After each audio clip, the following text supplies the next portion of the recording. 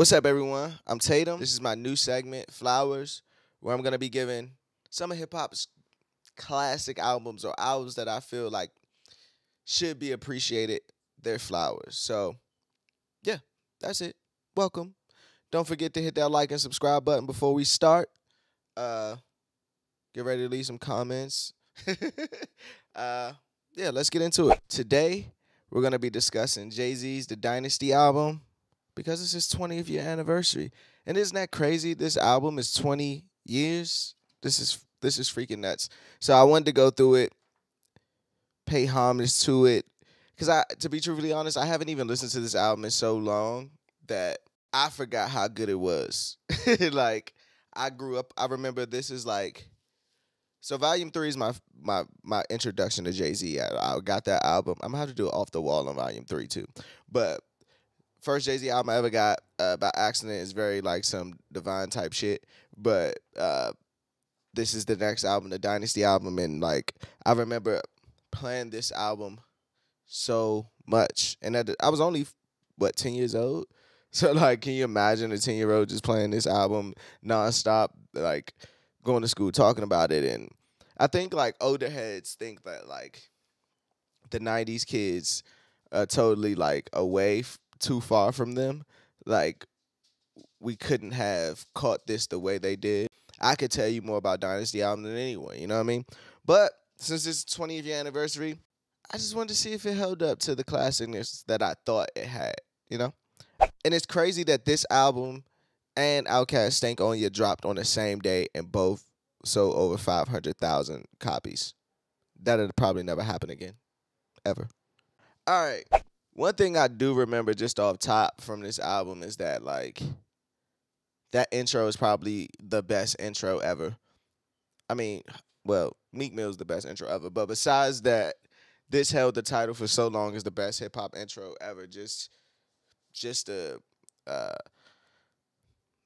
My State of Sopranos used to play keys on my piano, like Stevie Wonder with do-rags, like with waves under the do-rag. Like, man, that was just fucking nuts. I remember hearing that and it was like, oh my gosh, this is some of the best shit I ever heard in my life. And it was the first time, I mean, I probably didn't know back then, but it was the first Just Blaze beat that I ever heard, and that kind of set the tone for Just Blaze. He had a bunch of joints on this album, but that intro, this is food for thought. You do the dishes, like it's just ridiculous. Going into it, after that Change the Game like came on, I was like, oh, I hate this song.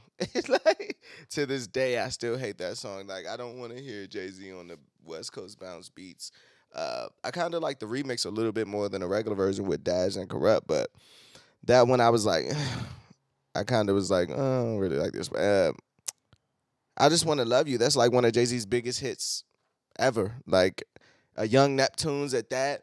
Like, I remember that song. I remember that video, the house party, and that was a new sound. Like, at that time, that was a huge record.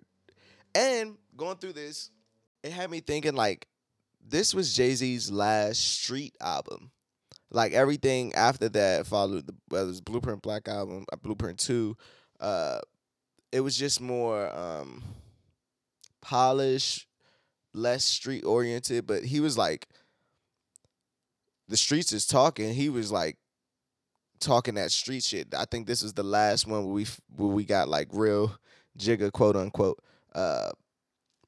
Streets is talking, another one that was fucking crazy. This Can't Be Life. That was the first time I heard Kanye West. Like, I didn't know he did the Truth beat, but that was like the first, I guess, with bringing soul back. No disrespect to Ghostface and Supreme Clientele or anything of that nature, but like, that was the first time I heard a beat like that. Like, I was only 10. So, and I think without this album, you don't get the blueprint. Like, I think this album was the blueprint to the blueprint, for lack of better words. From This Can't Be Live to Soon You Understand. Like, they have those soul samples done by like Just Blaze and Kanye. Like, and you could tell that was probably the key that gave him like, oh shit, for his next album. And may I say that fucking I could be wrong here, but I swear Beanie Sigel killed Jay-Z on every song that they were on. Like, Jay-Z was rapping so hungry on this album. Like, if you listen to it, his tone is like hungry. Like, and he doesn't have to be. He just came off volume 2 and 3. Like Hard Knock Life and Big Pimpin'. So he didn't to take it back to strip all that away and go back to the streetness and get it, because it was supposed to be a compilation album, but it eventually just turned into a Jay-Z solo album with the Roc-a-fella roster. Just Beans and Bleak and Emil had like 8 bars on a song, but it's the closest we got to like a Beanie Sigel Jay-Z album. And I think every song those two were on, they brought out the best in each other. Also, when I mentioned the street shit, it was the first album, like no Primo, no Timbaland, no Swiss Beats. Like all these people had heavy influence on the 3 albums before this one, and he basically just had new producers, Just Blaze, Bink, Kanye, what was it? Rock Wilder was on here. Rick Rock, I believe is his name. I could be mistaken, but he did some of the West Coast beats, Change the Game, and Parking Lot Pimpin', and there's another one on here. Maybe Squeeze First, I believe. And we get the introduction of Freeway. Like, I remember hearing Freeway's verse on 9100 Hustler, and I was like, who the fuck is this? like the voice, him having the last verse on a song with Jay-Z. Man, did they all just kill that song, though. But him having that last verse and bringing it home, and you like, who the fuck is this? You know, back then, the last verse was set up for the best verse in most cases. So to give this newcomer the last verse, it was, and him step up to the plate, knock that shit out the park. Yeah, that was a great introduction to Freeway. You really can't have a better introduction than that. It's like, that to me, Busta Rhymes scenario.